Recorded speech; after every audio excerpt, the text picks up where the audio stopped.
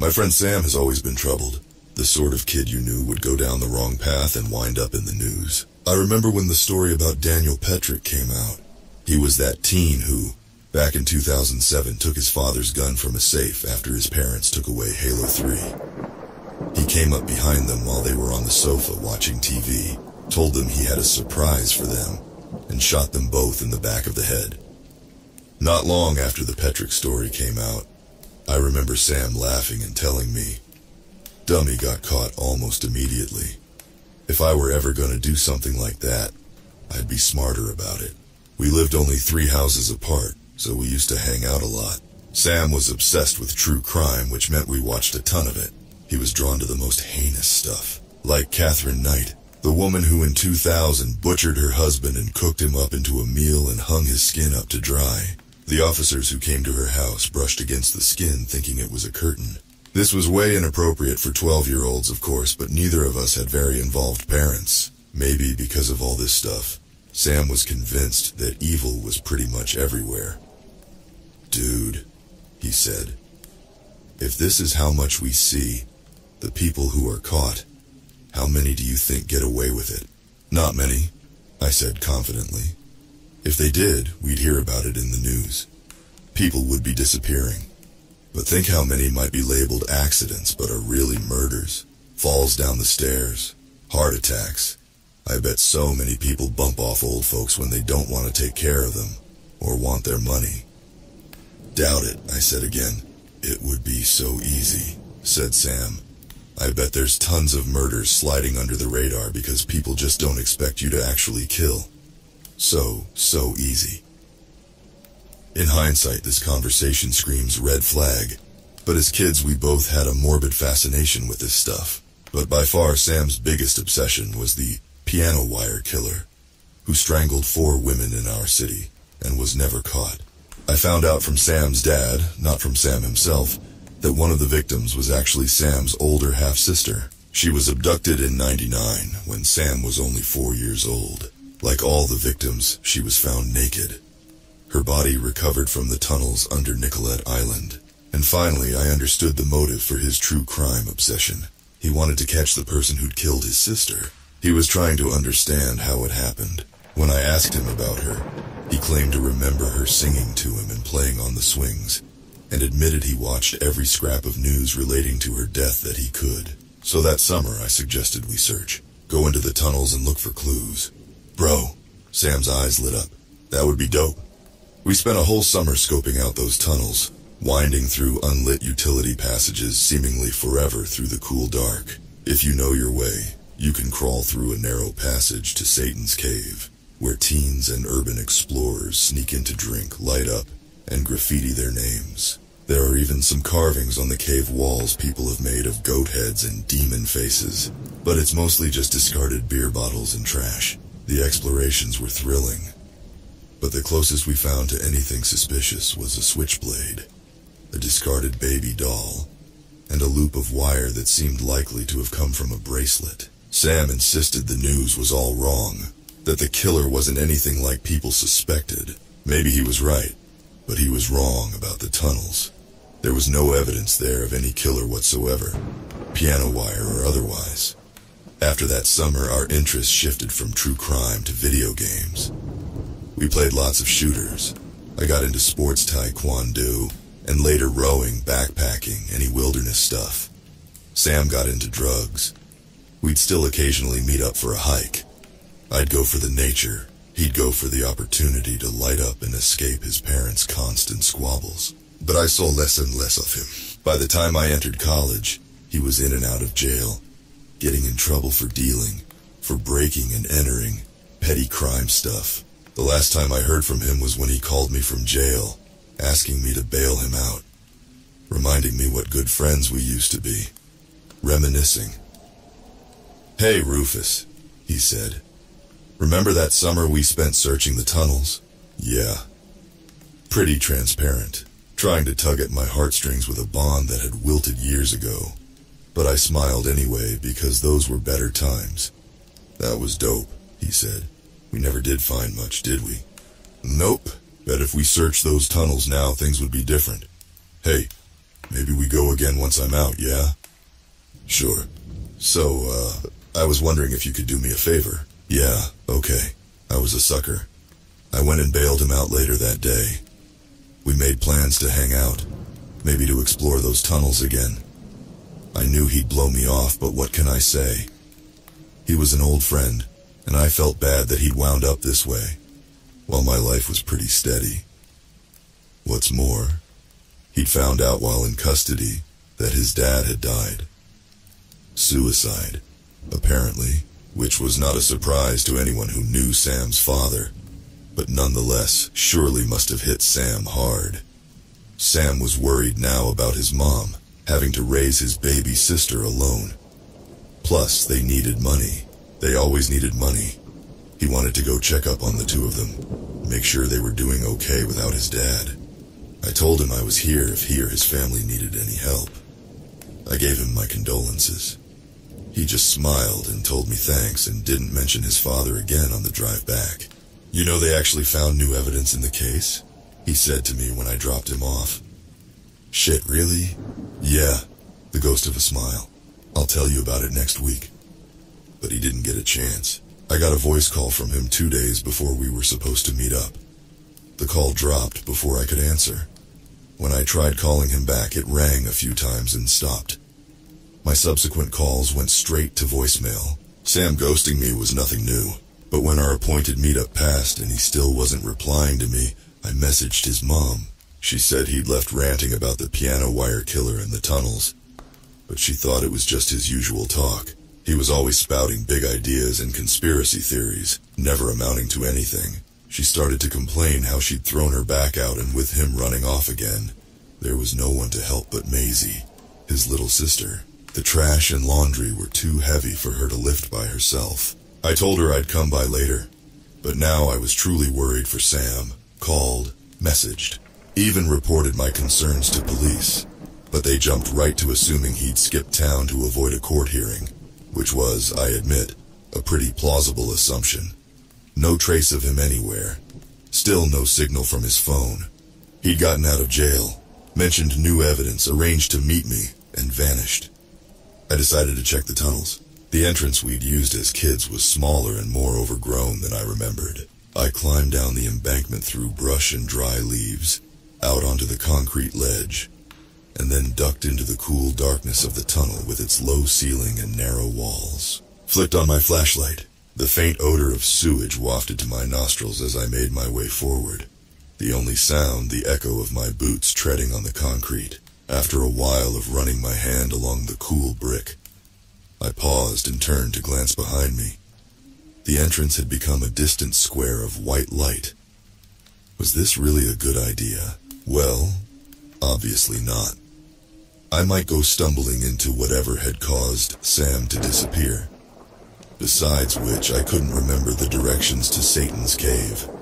And even if I did find my way in, what was I supposed to be looking for? You know, they actually found new evidence in the case. Sam's hint in our last conversation had me tugging out my phone, searching the news, and I was stunned at the headline that came up. 25 years after brutal killings, piano wire killer confesses. Whoa, Sam had seriously downplayed this. It wasn't just new evidence, the killer was actually in custody, and had confessed. So where the fuck was Sam then? Maybe the police were right about him skipping town, leaving his mother alone to look after his sister, me scrambling to find him, and no one to pick up the pieces from his shattered life. I sighed and headed over to help his mom take out the trash. Sam's car was in the back when I pulled up, and my spirits lifted. I was eager to chew him out for all the usual trouble. But when I got inside, his mom told me he wasn't back yet. His car battery had died, and he'd left by bike a few days ago.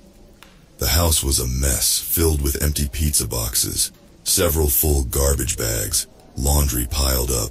Sam's mom, Eleanor, had thrown her back out, I remembered, and couldn't lift heavy things. So without Sam, she had no one to take out the trash or carry loads of laundry besides Maisie. And Maisie wasn't a very consistent helper, being only 11 years old. Is that Rufus? Maisie came bounding down as I was collecting the trash bags, her nose wrinkled. It smells like ass in here. "You should help your mom more," I said. Once I'd cleared the trash out, I was getting ready to leave when, on a sudden impulse, I went upstairs to the room Sam had been using, thinking he might have left me some hint as to where he'd gone. But I found the room taped off with a giant "Keep Out" sign. Maisie, bouncing up the stairs after me, told me no one was allowed in. "Especially me," she added, making a face. "Well, I'm his best friend, so I'm allowed," I said. But the door was locked. Undeterred, I started opening drawers downstairs in the main room. When we were little, Sam would sometimes lock his door and his parents would open it and tell him not to shut them out. I vaguely remembered there being a key kept in a junk drawer. While searching, I called out to Sam's mom asking if she'd heard anything from him. She shouted back from the basement, "He'll turn up eventually like a bad penny." I grunted and opened a desk drawer. No keys. Just old electronics and cell phones, and closed it. Then opened it again and blinked. Sam's cell phone. I recognized it from the day I bailed him out. As soon as I had it in my hand, its heavy solidity made my pulse ratchet up. I brought it out to my car and plugged it in. Started up the phone. Couldn't get past the password. After a few more tries, I went back inside. Sam's mom was still doing laundry. I told Maisie to go sit in my car, that I'd take her to get ice cream in a few minutes, and then I went upstairs. My heart was pounding harder now. The unpleasant odor still lingered, despite the garbage having been cleared out. Sweat pooled under my armpits as I peeled the tape off the door and put my shoulder against it. It didn't require much force. A couple of short bursts and I flung it open. Sam's bed was unmade. Laundry on the floor. Dirty dishes, messy like his life. No sign of him. My eyes turned to the closet, to the faint stain of reddish-brown on the carpet. I slid the door open, wobbly in its tracks. My eyes watered. The stench hit me like sewage and old meat. I closed the door and dialed the police. I bet there's tons of murders sliding under the radar because people just don't expect you to actually kill. So easy. After unlocking Sam's phone, the police discovered he'd been drafting me an email. It included a link to a more detailed article about the piano wire killer's confession. A confession to 3 of the 4 murders, but not to the murder of Sam's sister. Police suspected, even back in 1999, that it was a copycat killing suspected because the type of wire used to strangle her didn't match with the other victims. Over the years, I'd forgotten this detail. Sam never did. His mom was still downstairs when the police arrived, and I showed them his body, tucked into the closet and curled as if asleep, but rotting, leaking. Only later would the pieces fall into place. That even as a child he'd suspected his mother of murdering the half-sister who was born from another woman. That the entire summer we explored the tunnels. That's what he was really looking for. Evidence to connect his mother to her death. We found nothing back then. But these past weeks, the piano wire killer's confession brought it all back. A confession Sam's father likely read, but by the time Sam got out of custody, his father was dead. Sam was looking for proof, not only of his sister's murder, but also his father's. He died of blunt force trauma to the head. Unlike his sister's or father's deaths, which were planned carefully enough, even now it was hard to prove them. Police seemed to think his was improvised. Perhaps he confronted his mother, or perhaps she caught him snooping. She likely threw her back out trying to move his body. Sticking him in the closet and sealing the room was a stopgap measure. But even so, she might have gotten away with it. And I might have assumed he was still out in the world somewhere, running into trouble like always, if I hadn't seen his phone. It would be so easy. I never knew when he said this that he was voicing suspicions about his own mother. No wonder his worldview was so bleak, his sense of people one of constant mistrust. He didn't confide in anyone, not even me. But I'm glad the truth is finally out. I just wonder how many deaths, how many assumed accidents, how many heinous misdeeds go flying under the radar like he says. I'm worried that my best friend has always been right, and it's so much more than we realize.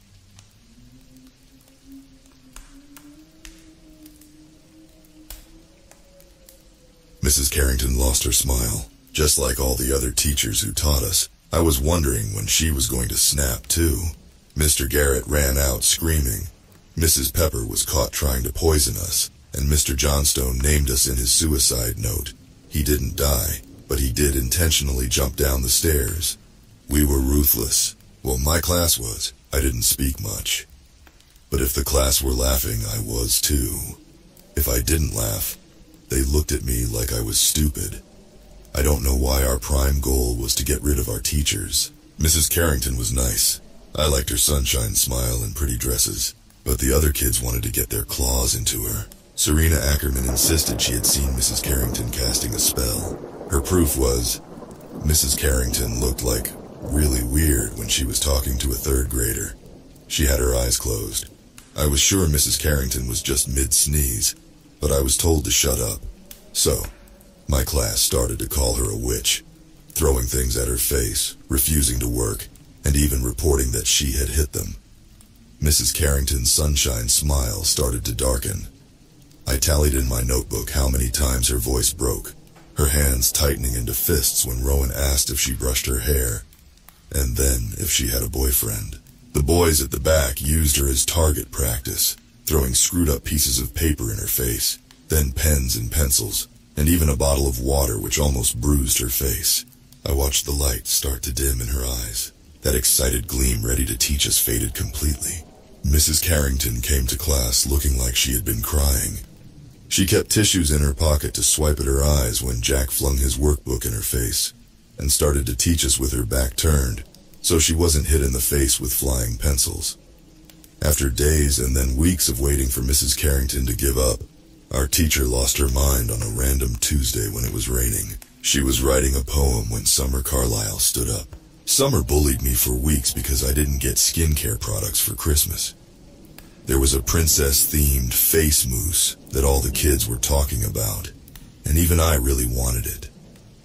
I asked Mom if we could go to Sephora to look at the makeup, but when I made a beeline for the skincare section, Mom's smile started to twist. I did ask for the face mousse, but Mom laughed at me. "For what skin? Ruby, you are 9 years old." Mom picked up the product. "Do you even understand what this is for?" I was half aware of Summer Carlyle a few meters away. The girl had eagle eyes, and I knew she'd noticed me. "No," I mumbled. "It's for facial wrinkles." Mom laughed. She cupped my face, her smile making my tummy twist. "Ruby, it's a de-aging serum. Do you want to look younger?" I blinked. "But all the other kids want to look younger?" she teased. "I thought you wanted to look like a grown-up." I did. Summer said I always looked like a baby. Mom placed the mouse back on the shelf, and instead pulled me into the makeup section. She bought me eyeshadow, and when I pressured her because Summer was definitely spying on me, she even bought me that other stuff that's like paste or something, the grown-up orange stuff adults put on their face. Summer had bought 3 bottles of the mousse, and made sure to show it to everyone else. If you didn't have it, then you weren't considered cool. I showed her my grown-up makeup, and Summer turned up her nose and said, "Well, my Grammy wears that stuff, Ruby. So that means you wear old people's makeup." That day, Summer Carlyle was determined to make our teacher cry. "Mrs. Carrington," Summer mocked, leaning forward in her desk. "How old are you again?" Our teacher's lip pricked. "I am 31, Summer." "Ooh," Summer pulled a face. "Isn't 30 like super old?" "That's young," Mrs. Carrington said in a sigh. "I don't think you kids understand aging very well." "What's that supposed to mean?" Summer snapped. "Aging is beautiful," Mrs. Carrington said. "I lost my mother when I was very young, and I would give anything to see her wrinkles. Age gracefully and you will be proud of your wrinkled skin. Be thankful you got to live all those years." Summer giggled. "Did your mommy look like a grandma too?" I caught the exact moment our teacher started to crack. She paused, writing for a moment, her fingers tightening around the pen. "Summer Carlyle," her voice shook slightly, "if you do not stop being rude, I will be calling your mother." 30 is old and disgusting, Rowan Adams spoke up with a snort. When I twisted around, the boy was practically vibrating on his chair, itching for an argument. His eyes were narrowed, lips quirking into a smirk. "I can see your ugly wrinkles, Mrs. Carrington." Mrs. Carrington stopped writing when the class erupted into laughter. She turned around, and I saw her mouth finally curl into a smile. I missed her smile. I used her forced grins after definitely crying in the bathroom. but this one looked genuine. Straightening in my seat, I scribbled out my latest tally. Mrs. Carrington's lips split into one of her old smiles, her eyes shining. "I have an idea. Why don't we play Simon Says?" She stepped forward, her dark eyes drinking all of us in. I felt the air around me still, and my pencil slipped out of my grasp. Mrs. Carrington's voice was suddenly in my head, cracking through my skull and stirring my brain into soup. It was so loud. Loud enough to elicit a screech in the back of my throat. "Simon Says clap your hands," she told us. We did. My body moved without me, my hands coming together to clap loudly. Mrs. Carrington nodded with a smile. "Very good. Simon Says jump up and down." It hurt. The feeling of my body being forced upwards, ripped from my seat. I jumped 3 times, a symphony of feet hitting the floor. "Simon Says sit down." I slumped back into my seat, tears filling my eyes, but I couldn't blink them away. Mrs. Carrington folded her arms, her eyes glittering. "Simon Says stop." We did stop. I stopped. I could feel the breath in my lungs. I was still breathing, still alive, still conscious, and looking at my teacher. But I had stopped. I thought it was a joke, but Mrs. Carrington didn't say, "Simon Says go." I waited for her to, choking on that last lingering frozen breath. But she didn't end the game. I stopped for hours. The room darkened, and I was aware of every second, every painful minute. I counted minutes, and then hours until I lost count. Days passed. I felt every single one. Tuesday ended and became Wednesday, and then Thursday, Friday. The weekend came and I was sure the game would end, but then another Monday came, another Tuesday, and I was disassociating, slamming my fists into a barrier inside my mind. I couldn't move. I couldn't move my body. I was still sitting, still staring at the whiteboard with the exact expression. Wednesday, and I held on to every agonizing second. "Simon Says go." I manifested the words, trying to move my frozen lips. "Simon Says go. Simon Says go." Soon enough, weeks started feeling like years. Monday became Wednesday and then 2017. Sunday felt like a Friday, and Saturday was the entirety of 2018.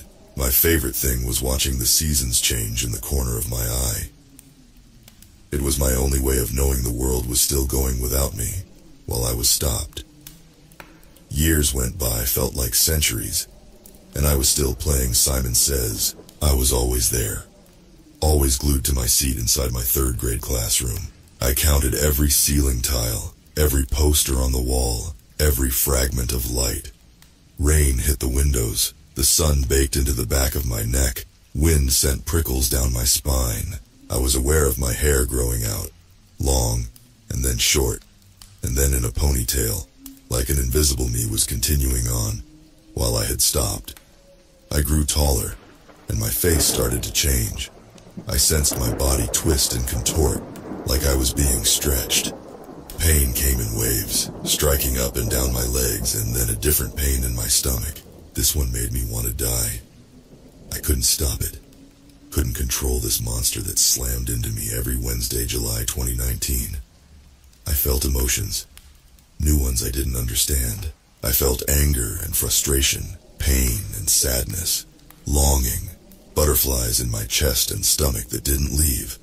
But then came warmth, a blossoming in my heart that felt like warm water coming over me. Heartbreak felt like suffocating. Feelings were windows into my life.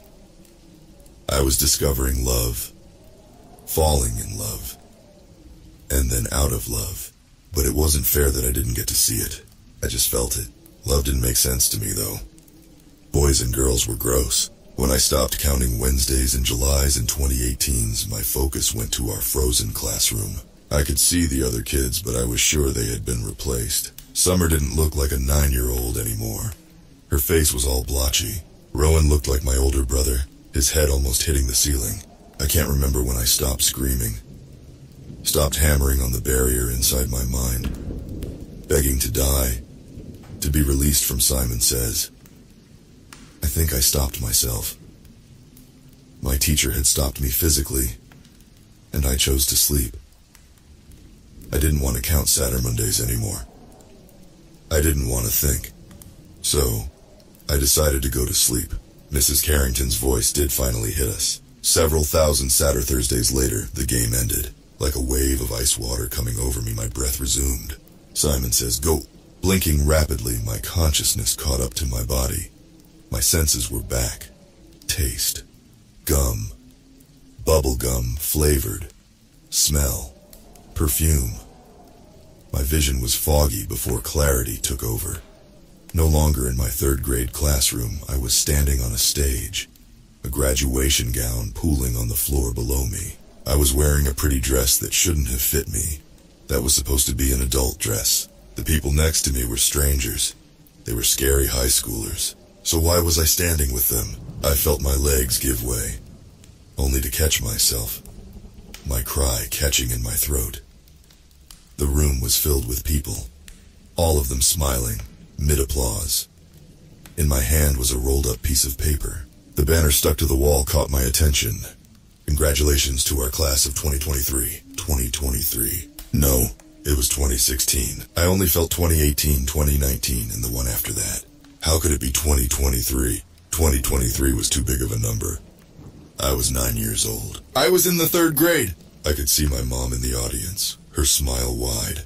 I didn't remember Mommy having wrinkles. The last time I saw her, my mommy still had a pretty face. She was young. Now I could see visible lines in her face. Her hair was thinner, tied into a ponytail, not her usual pretty curls. Something slimy filled the back of my throat. The grown-ups next to me were not strangers. They were my classmates. When the crowd stopped clapping, my class seemed to snap out of it, each of them being released from Simon Says. Rowan Adams, who was standing next to me, blinked, his eyes widening. His diploma slipped from his grasp. His gaze was suddenly unseeing, frenzied. "What?" His voice was too low, like an adult. "What's happening?" Summer Carlyle started screaming, her agonizing cry rattling in my skull. She scratched at her face with her manicure, harsh enough to draw blood. Pieces of flesh stuck between scarlet nails. Jack stumbled backwards, falling over himself. The terror that held me to the spot, paralyzed, snapped me out of it, when Olivia Lewis made a choking noise. She was trembling, her eyes rolling into the back of her head. Something slipped from her mouth, a red, bulging mound. It was her tongue. I had never seen so much blood seeping down her chin. The audience started to murmur when she giggled, spluttering, pooling red. "Mommy." I could hear the word in heavy pants and sharp hisses. Summer was squealing, trying to rip out her hair. Rowan regarded the crowd with a cocked head. "Where's my mommy?" he whispered. For a moment, it was silent, apart from several adults trying to calm Summer down. I could hear my classmates' breaths shuddering, labored with sobs. Then the screams started. Kids throwing themselves off of stage, abandoning graduation gowns, caught in hysterics. In the reflection of someone's phone, I could see myself, an adult. I was taller, my hair hanging loose on my shoulders, but all of those years that led to that moment, my preteen and teenage years, gone. I dropped my diploma, trying to walk, but my body felt wrong. It was too big, too heavy. My voice was still small, still mine, but my body, my mind, my thoughts were all older. I pulled off my graduation cap, my eyes filling with tears. I found my mommy in the crowd, wrapping my arms around her. She held on to me, her gaze on the screaming masses of kids giving their parents attack hugs. I was shaking, clinging onto my mom to make sure she was real. She was. Mom smelled exactly the same, but when I pulled away, her face was all wrinkly. Summer Carlyle had made me all too aware of a woman's wrinkles. Mom had them on her mouth and folded in her cheek. I couldn't stop myself from poking them, words choking my mouth. She wasn't supposed to be this old. Why did my mom look this old? "Mommy," I whispered, choking back sobs. "I'm old." Mom was shaken by what was going around us, tightening her grip around me. "Ruby, is there something wrong?" "Mrs. Carrington," I started to say. Behind me, Summer Carlyle was screeching, her eyes wild like an animal. "Simon Says stop!" Mrs. Carrington's voice crept into our minds, freezing us in place once again. "Have you learned your lesson?" Yes, I thought dizzily. I sensed that exact word reverberating through us. Yes, yes, very well. She hummed. "Misbehave again, and I will make you regret you were born. You never, And I mean ever ask a woman her age. She let us go, and I remember slipping to my knees, my fingernails digging into my own face. The world didn't feel real. I had to cling onto the floor to make sure I wasn't still stuck to my seat, trapped inside my third-grade classroom. Mom's murmurs were in my ears, but I couldn't hear her. All I could hear was Mrs. Carrington. Simon says, go. Since graduating, I've been to 3 different therapists. I bit all of them. They were stupid. They don't believe me about Mrs. Carrington, and they treat me like a grown-up. According to them, I'm suffering from stress. I told them everything. All of the days and weeks and months I lived through. All of the years I spent counting floor tiles. Frozen, screaming. They showed me footage of those years. They showed me turning 10, and then 12, and entering teenagehood. Except I don't remember them. That girl was not me. She was a shell with my face. While I suffered, I've tried to contact the other kids. Summer is in the psych ward, and Rowan tried to kill himself. Jack actually went to college, and Serena has an actual job. I don't know if she knows what she's doing, but she's still doing it. I don't blame Rowan trying to end it. I want to die too. I have a decade worth of intelligence that hurts my head. I know math equations, but I don't know how. I can write and spell, but I don't remember learning. I'm so scared of Mrs. Carrington continuing, Simon says. Sometimes she forces us to play, but it's only for a night or a few hours. I wake up with filthy hands in the middle of town, or in a stranger's house. 2 weeks ago, I found myself in someone's pool. Then I was in a tunnel in the center of town. I found cash in my backpack last night. Almost $2,000. There are big bags of white powder too, but I don't know what that is. Rowan texted me to meet him. He thinks Mrs. Carrington is using us. But what for? Simon says doesn't last for too long, and I'm too scared to disobey her. What if she stops me again? I think Rowan's being a stupid head, but I do want to talk to another classmate. I stood in front of the mirror last night, prodding my 18-year-old face. I have one tiny wrinkle below my lip, which means I'm getting old, and I didn't even earn it.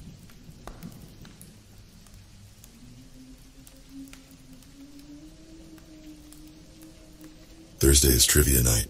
Every Thursday, 4 friends and I meet up at a local restaurant that hosts weekly trivia games. With all of us being young adults that recently graduated from college, trivia is a great way for us to stay connected despite all of us being real adults with real jobs now. Every week we go to the restaurant, Benny's, and sit at the same booth. We participate in 5 categories of trivia, with each category having 5 questions. We drink, laugh, answer the questions, and usually win or at least place second. This is the routine that we have followed for the past few months, until the group chat got a text from Henry. Have you guys ever heard of Lucy's Bar? I read the message and instantly went to look it up on Google Maps. Nothing came up in the search bar, except some recommendations for other bars or establishments that started with an L. I typed out my response. No, where is that? Someplace over on Fairmont Ave. I got an ad in my mail advertising trivia at this place on Thursday. Maybe we check out a new spot. I frowned when reading that. Personally, I love the status quo and hate change, even when it comes down to something as simple as where we attend trivia night. But before I could respond, Alice sent a text. I'd be down to try a new place. It gets boring when we always win every week at Benny's. Well, if Alice wants to try the new place, then Jenny will side with her. That only leaves me and Morgan. I had to respond before he did. We're going to give Gary a heart attack if we don't show at Benny's tomorrow. We're there every week. Gary is the head bartender, and he'll usually let us get away with 1 round of beers for free. Come on, it will be fun to try a new place. Henry really seemed to want to try this new place. Sigh. Before I could formulate a response, Morgan finally chimed in. What's the harm in skipping Benny's for 1 week? We'll see if the trivia here is fun, and if it's not, at least we tried somewhere new. And that settled it. The following evening, I drove slowly down Fairmont as I squinted at the buildings, looking for a sign advertising Lucy's Bar.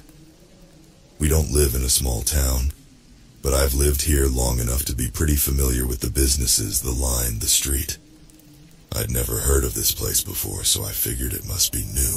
After parking on the side of the road, I began to wander down the sidewalk. When I reached the last building, I turned to the group chat for help. Where is this place? Go around the side of the bank building. There's a sign pointing to the stairs.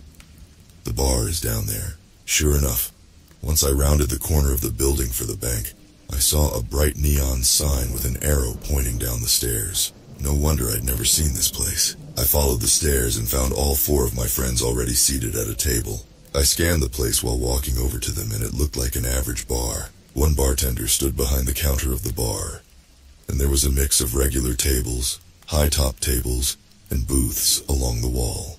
There weren't many others, just a few groups of people scattered about. I greeted my friends as I slid in next to Henry at the booth. I never knew this place was here, I said. I didn't either until I got the ad, he shrugged. I didn't know of any other places that hosted trivia, and I thought it might be fun. I think we have a good chance of winning, Alice whispered while Jenny nodded her head in agreement. We're the biggest group here. While we waited for our appetizers and drinks to come out, I looked more closely at the other groups. There were 2 groups of couples seated at different tables, 2 trios, and 1 group of 4 that were also in the booths around us. After a few minutes, our food was brought out.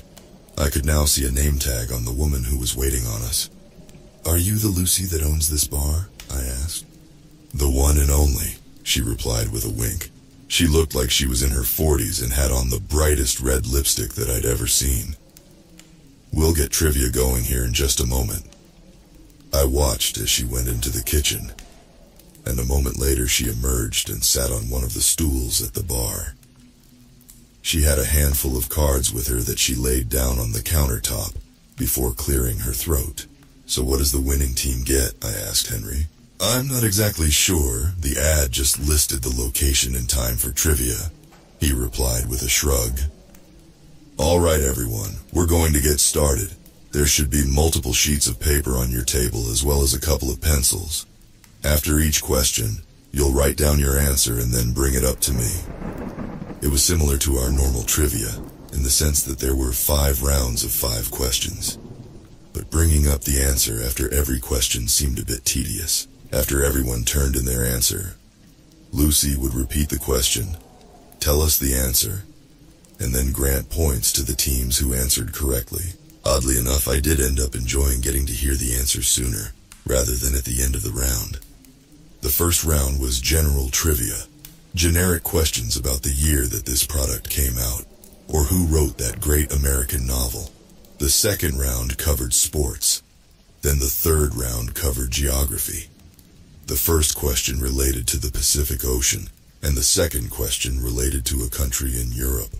Then Lucy asked the third question. Where can you find hell? She asked. My friends and I exchanged glances with each other. Like, as in, actual hell? Morgan asked. Where can you find hell? Lucy repeated, grinning at us. What are we supposed to say? Under the earth? The earth's core? Jenny asked. Alice shrugged. I'm good with putting the core of the earth. So that is what we wrote down. Henry brought the slip of paper up to Lucy, who read it and smiled. After the last group brought their paper up, Lucy prepared to give us the answer. Where would you find hell? Well, you would hop in your car and drive over to Michigan where you'd find the tiny unincorporated town of Hell, Lucy said with a laugh. All of the tables also let out little laughs now that the question made more sense. The next 2 questions were normal geography questions. Lucy listed the placings of each team, and my group was in first, but only by a couple of points. Then we got to the 4th round. Time for round 4! Lucy exclaimed, clapping her hands together. Name this 2005 horror film that Keanu Reeves starred in. Everyone immediately turned to Henry, the horror film buff in our group. Constantine, he whispered, and Jenny wrote it down. She had been tasked with writing the answers since she had the neatest handwriting. After everyone turned in their answers, Lucy confirmed that Constantine was the correct answer. Next question. Who do you like the least in your group? Lucy asked. I looked at my friends, and then at Lucy to see if she was being serious. Who do you like the least in your group? There is no right or wrong answer, but you will not get a point if you don't turn in a real answer, she explained. What? Morgan said. What kind of question is that? Yeah, I'm not writing anything down, said Jenny. If you choose not to write an answer, you will not receive a point. And it's in your best interest to get as many points as possible. So you can win, of course, she said cheerily. We all sat in awkward silence, waiting to see if anyone would bring their paper over to Lucy. No one did. Well, Lucy chuckled, you guys get a pass with that one. But moving forward, if you do not bring up a real answer, you will get docked points. Next question. Who is the most rational, level-headed person in your group? Still weird, but I guess this isn't a mean question to answer, Alice said. I would probably say Jenny, I answered, and everyone nodded in agreement. Jenny wrote down her own name on the paper and brought it to Lucy. Excellent. Now you can earn a point, Lucy told her. The other group slowly filed over to turn in their papers, and once everyone was seated again, Lucy asked another question. Who in your group would you sacrifice if you had no choice? Complete silence filled the bar. I think I've had enough of these questions, Morgan said. I'm done with this. The rest of us voiced our agreement and began to put out cash to pay, so we didn't have to wait for a bill to be rung up. I'm afraid that no one can leave until trivia is complete, Lucy said in a sympathetic voice that did not seem sincere. I don't think you can really stop us, said a man from one of the couples that was sitting at a high-top table. He was putting his coat on while his wife grabbed her purse. Lucy was silent as she watched the couple walk up the stairs. Once at the top, we couldn't see them anymore, but we heard the sound of a door attempting to be pulled open, followed by cursing. Flustered, the man ran back down the stairs. The door is fucking locked. Open the door! He shouted at Lucy. I told you that no one may leave until trivia is over, she clucked. Please return to your table so we may continue. We should be allowed to leave if we want, Morgan told her as we all stood awkwardly around the table. Everyone else was murmuring in agreement, trying to figure out what to do. The rules are the rules. Once you begin trivia, you must play all the way through. I highly recommend continuing your participation, because the first place group will win a very promising prize, she told us. You can't keep us locked in here, said a man from a different group. There is no other way out of the bar, Lucy told him, and the murmurs at each table slowly began to turn into panic. All I ask is that you finish trivia. That's it. We all looked around at each other. Alice looked at her phone and groaned in frustration. Of course we don't have service in here. It seems like we just have to tough it out and finish the trivia. We're already on the 4th round. We only have about 6 questions left, said Henry. Disgruntled, the couple seemed to also come to this conclusion as they returned to their table, and we all sat back down. You all have 1 minute to submit your answer for the previous question. If you fail to turn in a paper with a real answer, you will be docked a point, Lucy told us. She doesn't know any of us, I whispered to my friends. Let's just put a random name and turn that in. Jenny nodded and wrote something down before bringing it to Lucy. After the minute was up, only 3 of the other groups had turned their papers in. Lucy reviewed the slips and tallied the points. Sadly, none of you get points for this round. Some of you failed to turn in an answer, while the groups that did submit an answer chose not to truthfully name a member of the group. You all get docked 1 point. How the fuck does she know that? I whispered to everyone, who all stared back at me with wide eyes. Next question, last one in this round. What is the worst sin you've ever committed? Since there is more than 1 person in each group, I expect 1 answer for each person. Your points still count toward your overall group score, but you can get more points if everyone answers truthfully. We all sat there speechless. Do we try to leave again? Jenny asked. I wouldn't, Lucy said, red lips stretched into a wide grin. Just finish it out. There's only 1 round left. Your group is in the lead, and it is in your best interest to keep it that way. Why do you keep saying that? What does first prize win? A girl from one of the trio tables asked. You'll find out soon enough. If I were you, I'd work very hard to try to take that first place spot, Lucy replied. Now let's turn in those answers. The girls from that table ignored her and walked over to the staircase anyway. We heard them pushing against the door, but apparently to no avail, as they gloomily came back downstairs a minute later.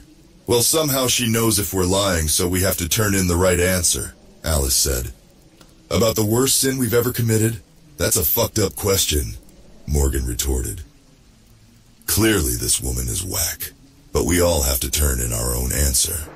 We don't have to look at each other's answers, but I think we should just answer truthfully," Henry reasoned.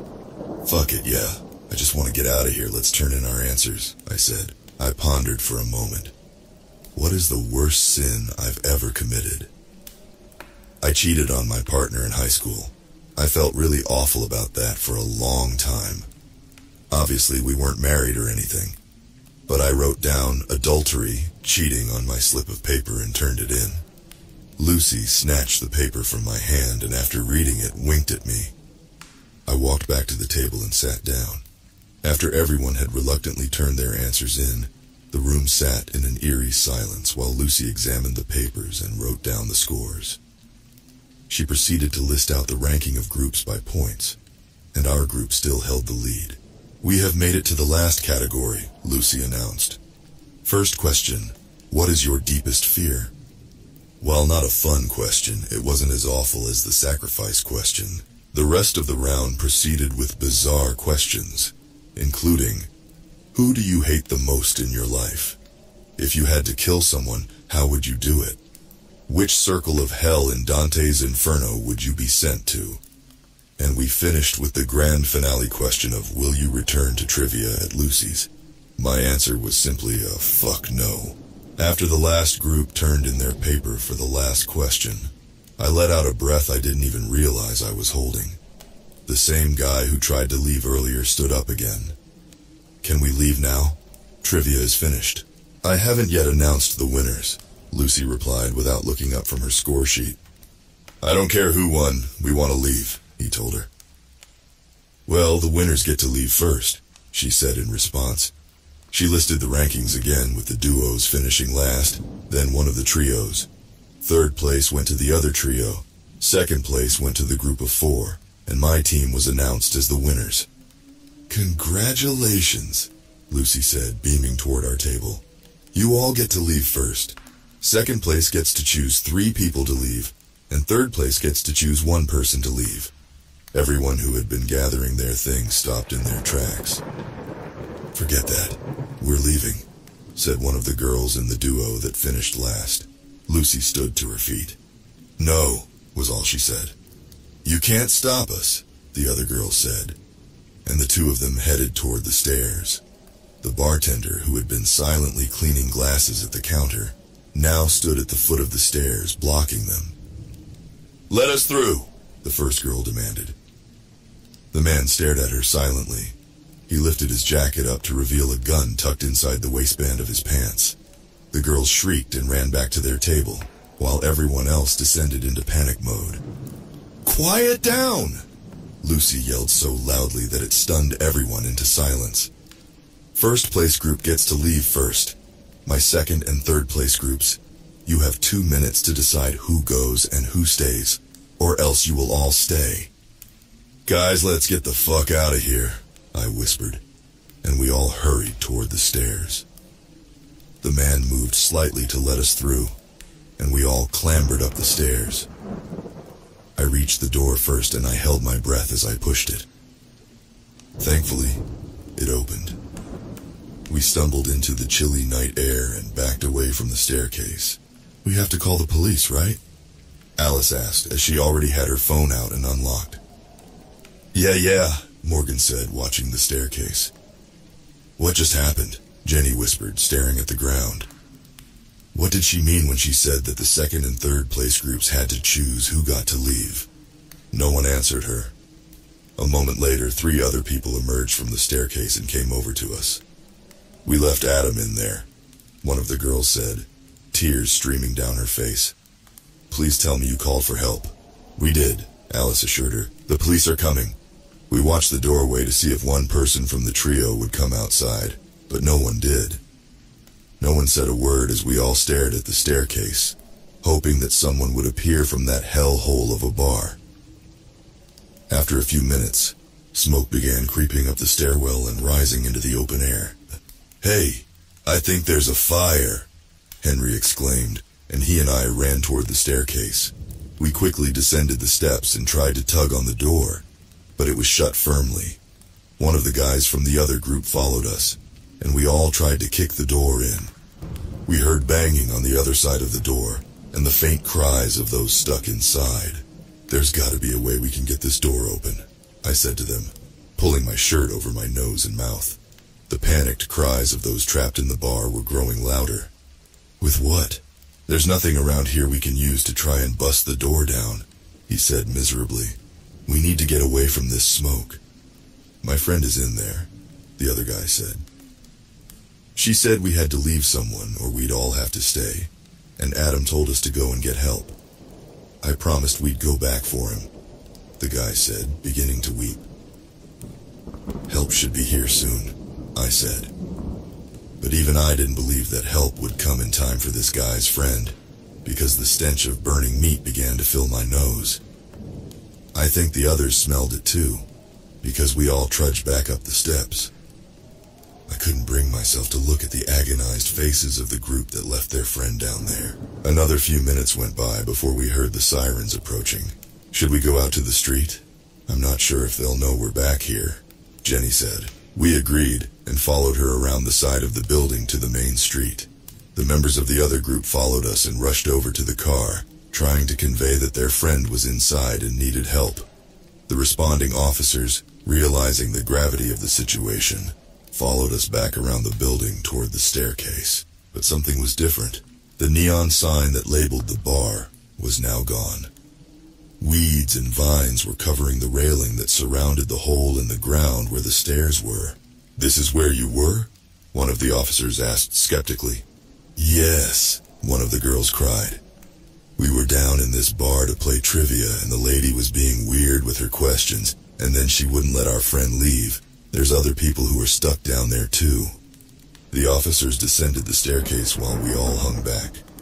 "This doesn't look like a bar to me," one of them called up the stairs. Dismayed, I went down the stairs to see for myself. He was right. The doors swung open into what looked like a basement, but it was devoid of a bar, chairs, tables, or any sign of life. The ground was dirt, and the empty space gave no indication that a bar had been here moments ago. "This some kind of prank?" an officer asked. "No, sir. We were just down here," I insisted. "It's like she said there were other groups of people with us and they got trapped in here. I smelled smoke and we tried, but we couldn't get the door open." The officers clearly did not believe me. And how could they? I would also find it hard to believe that an entire bar disappeared in a matter of minutes. After they took all of our statements individually, they addressed us all together. "I'm not sure what's going on here, but all of your statements match up. I can tell you that nothing has been down there for several years, let alone a bar. We'll keep looking for your missing friend and keep an eye out for any missing persons reports in the area," an officer said. I don't really remember getting home that night. The next few days were a blur. Every Thursday I drive to the site where we had that trivia night, only to find that it still remains a decrepit old basement. My hope is that when Lucy's bar reappears, I will be there to ward off anyone who thinks they're going in for a night of fun. And my advice for you is, if you ever find yourself participating at a trivia night in a new place that you're unfamiliar with, make sure you win.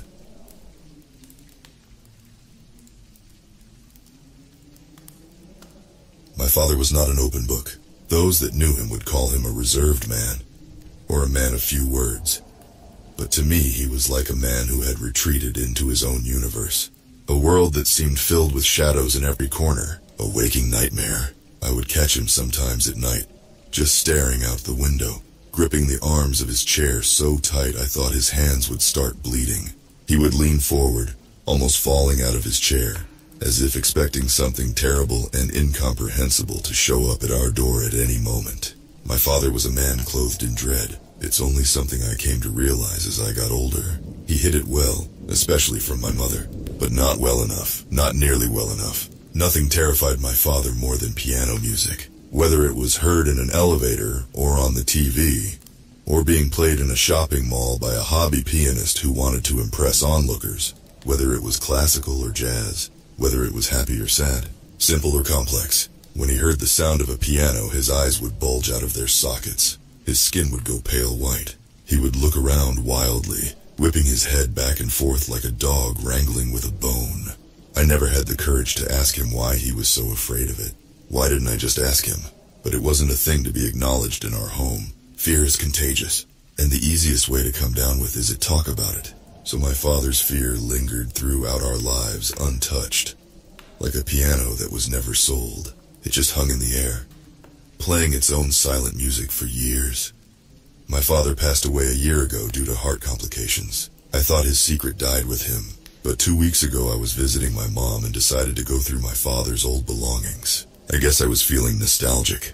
After some time I was about to head out when I saw it, at the bottom of a cardboard box that had been hidden in the corner of the attic. It was an unmarked envelope.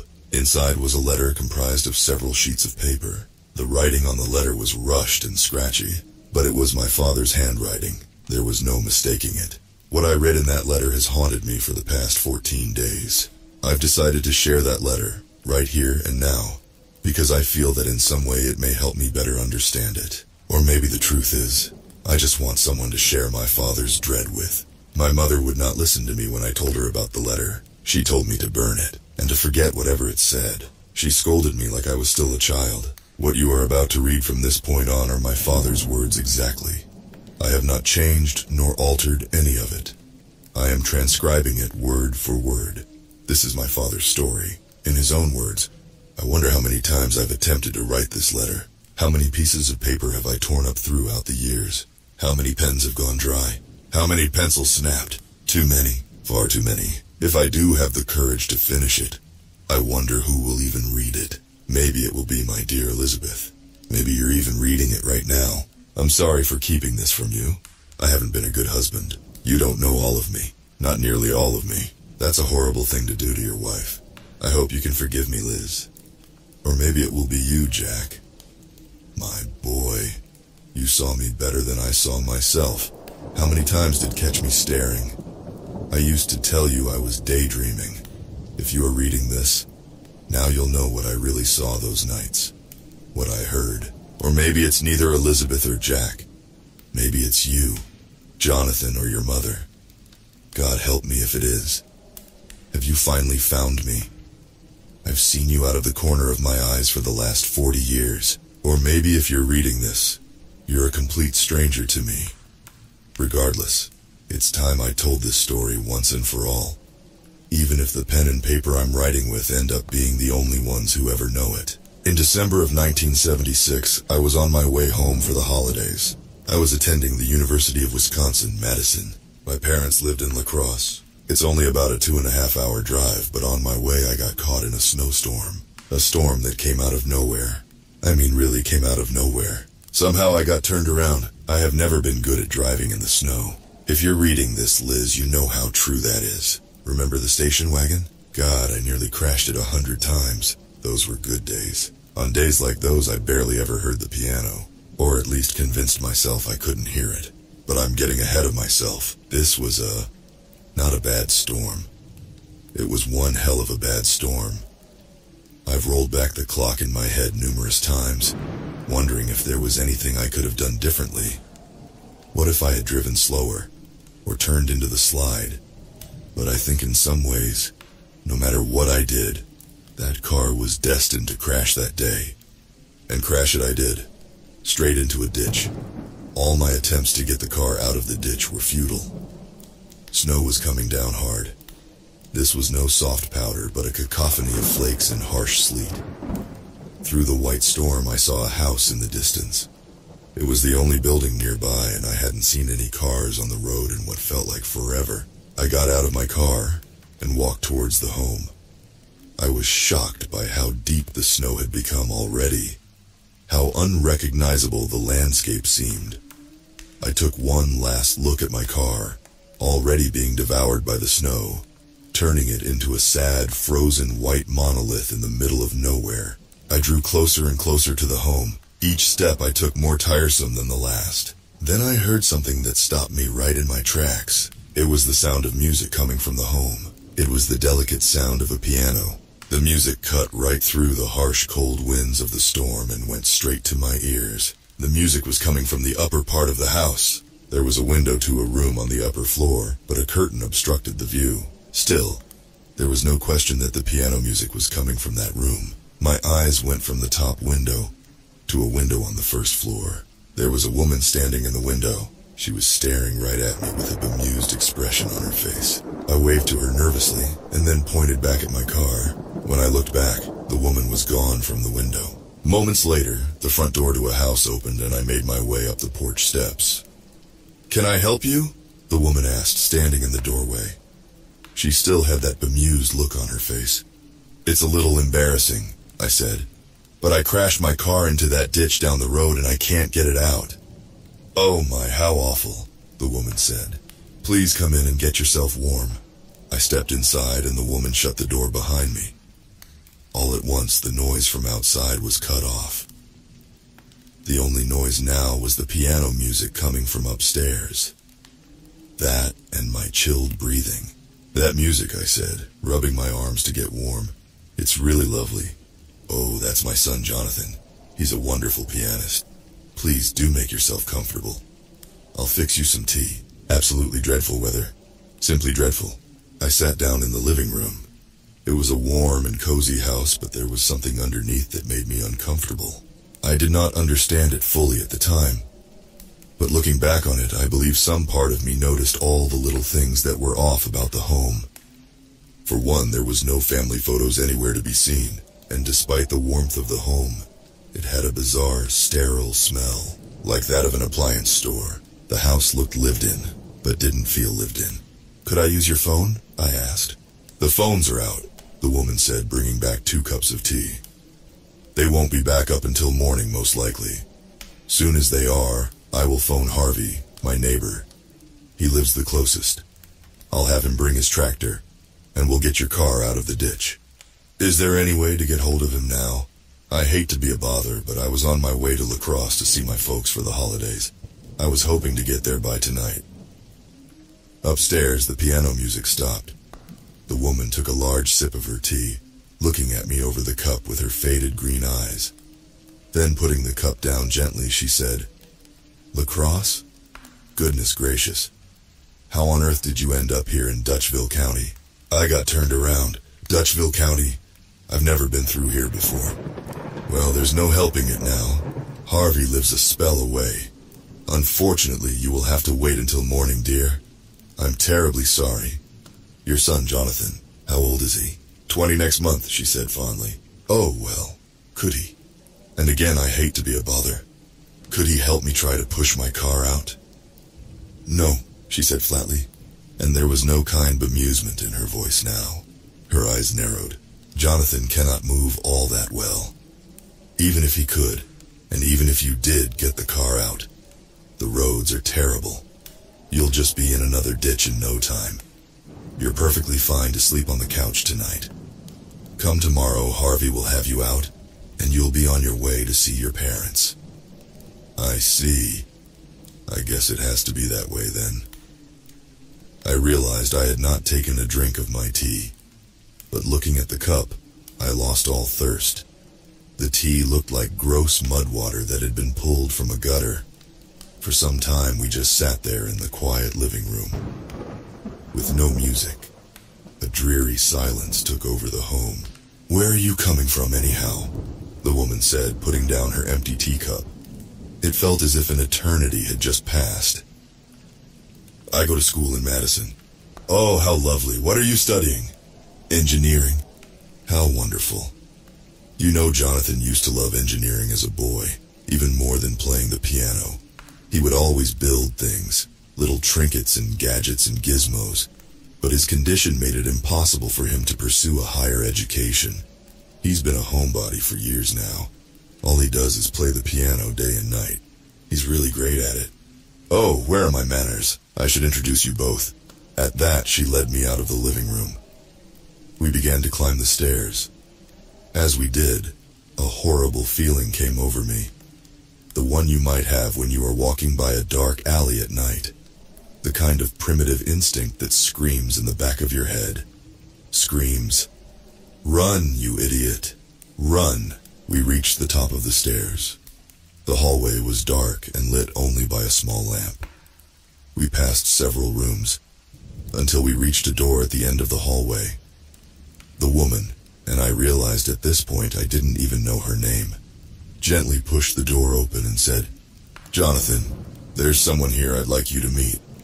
The first thing I noticed when stepping into the room was the large piano that sat in the corner. It was a beautiful-looking piano, and it looked out of place in the small room. A piano like that should have been front and center at a concert hall. The fading light outside filtered through the bedroom curtain, giving the room a soft, ethereal look. I felt I was stepping into some kind of dream world. And then I saw Jonathan sitting on his bed. I froze. I wouldn't call Jonathan a doll exactly. He was too big to be a doll. But he was like a rag doll in a way, a human-sized rag doll. Jonathan was not a living, breathing person. He was just an inanimate object dressed up to look human. He wore sky-blue pajamas and had a mop of red hair. His cloth skin looked like it had been white once, but had now faded to a sickly beige color.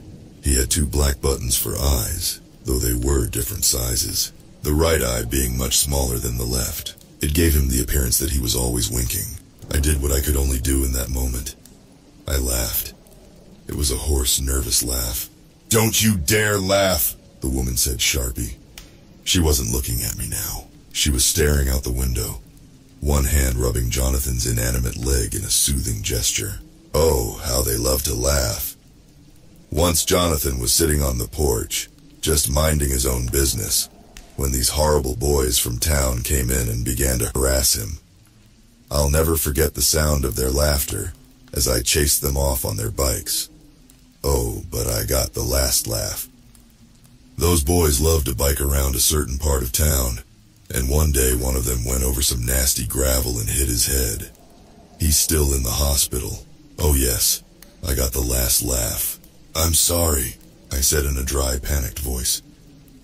"Apology accepted," the woman said, turning to me. She had a shocked look on her face. Then she gave me a shark's grin. A thought then hit me like an arrow striking the center of a target. So chilling was the thought that I felt I might faint at any moment. My body felt 10 times heavier. When the woman and I had been downstairs, someone had been playing piano music. Someone else had to be up here. Obviously, Jonathan playing was out of the question. Had to be out of the question. The thought of this grotesque rag doll being alive went against everything I believed in. I looked around the room for a radio or a record player, anything that might have been playing the music earlier. But there was nothing of the sort. There was only the piano. Is there anyone else in the house?" I asked. The woman gave me a knowing smile and said, "Of course not. It's just Jonathan and I." Jonathan continued to stare into the distance with his misshapen button eyes.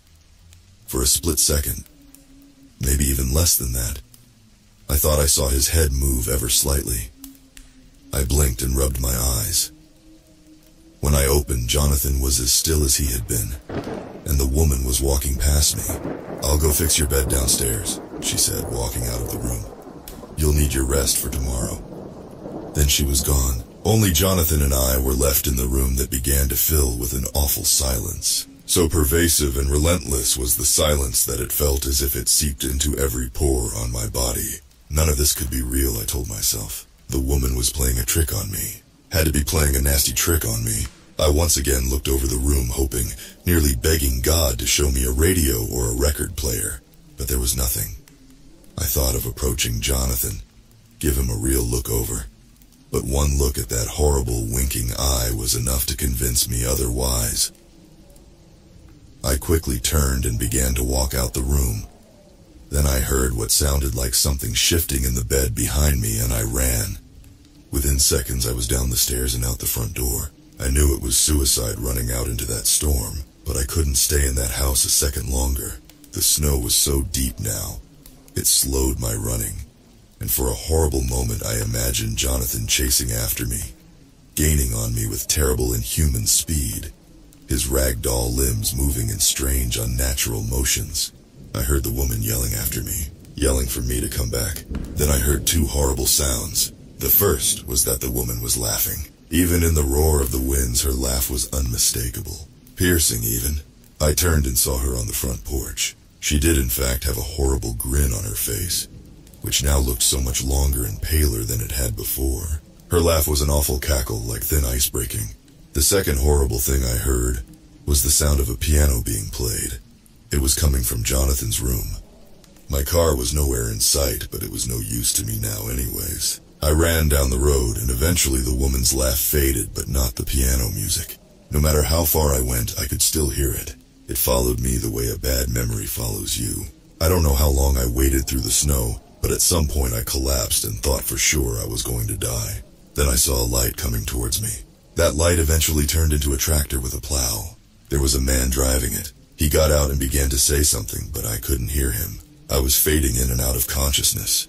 The last thing I saw before I blacked out was the man standing over me, a horrible, concerned look on his face. The last thing I heard was piano music. I woke up the next morning in an unfamiliar bed. For a horrifying second, I thought I was back in the woman's house, maybe sleeping in the very same bed as Jonathan.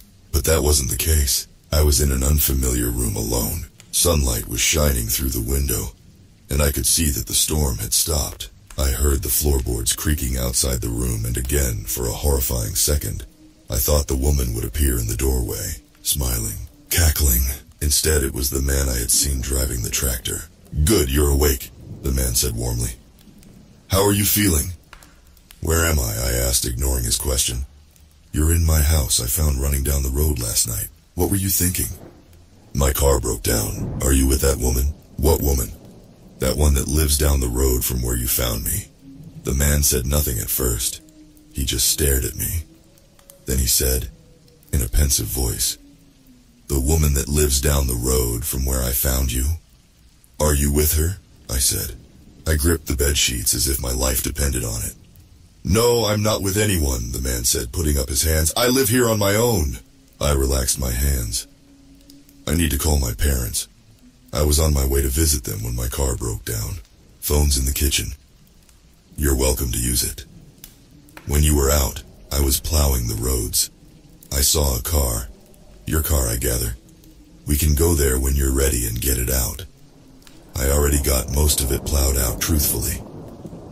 If you saw my car, then you must have seen the house nearby. That's the house where the woman lives, with her son, Jonathan. Only he's not. "The house where the woman lives?" the man said again in that deep, pensive voice. "Yes, you must have seen it if you saw my car. Why don't you call your parents? Then if you're up for it, I'll take you to your car." He gave me a reassuring smile, then got up to leave.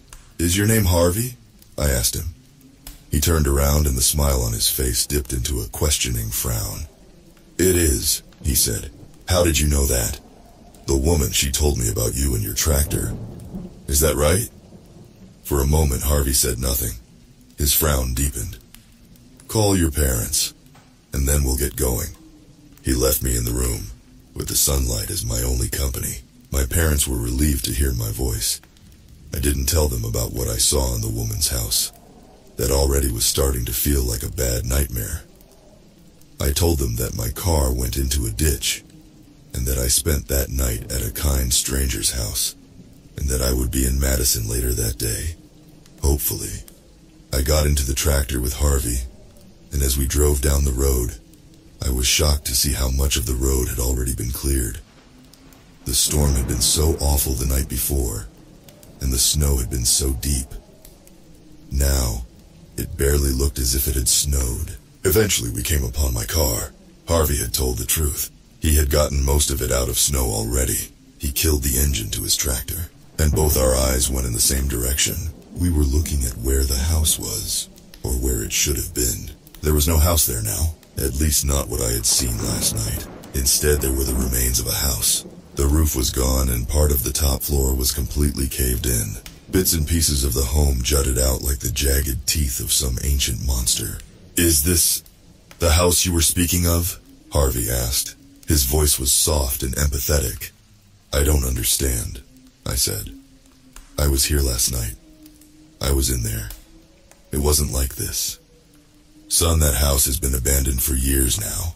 There was a woman who lived there, but that was a long time ago. What happened to her? It was a long time ago. You couldn't have met. What happened? She took her own life, Harvey said. As he spoke, we both stared at the wreckage of the home. After her son died. It was a terrible accident, involving some of the boys from town. I don't know too much of the details. I was young myself back then. I just know that it was ugly business, and that she blamed one of the boys for her son's death. That boy ended up in the hospital sometime later. I don't know much else. Like I said, it was ugly business, but that house has been abandoned for years. No one lives there. No one could live there. Just look at the state of it. So you were just pulling my leg, right? You couldn't have been in there last night. Tell me you were just pulling my leg. I stared into the Harvey's eyes, which were now threatening to spill over with tears, and saw that the old man was in fact terrified. Yeah, I was just pulling your leg, I said flatly. Someone from town told you my name. His voice thin, pleading. Someone from town put you up to it? Someone from town told me your name. Someone from town put me up to it. Harvey let out a sigh. Well, you got me good, son. Hoo boy. Yes, you did. Now let's get your car out. It did not take long for Harvey and I to get my car out and running. We shook hands, and I thanked him for his help. As I was getting in my car and Harvey was getting in his tractor, we both stopped at the sound of something horrifying. It was coming from the abandoned home. It was piano music. Delicate, melancholic piano music. We stood there and just listened. Neither of us said anything. Neither of us acknowledged it. Then after a moment we got in our vehicles and went our separate ways. I never saw or spoke with Harvey again, but I've heard that piano music every night since that night. I'm hearing it now as I write this letter. God help me.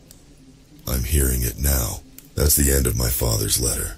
I still can't quite believe what I've read, that my father really wrote these words. At least now I understand why my father spent his life looking over his shoulder, what he saw in the shadows. Since reading his letter, I've had this idea in my head of driving up to Dutchville County and trying to find a house that haunted my father every step of his life. But I'm terrified of what I'll see and what I'll hear.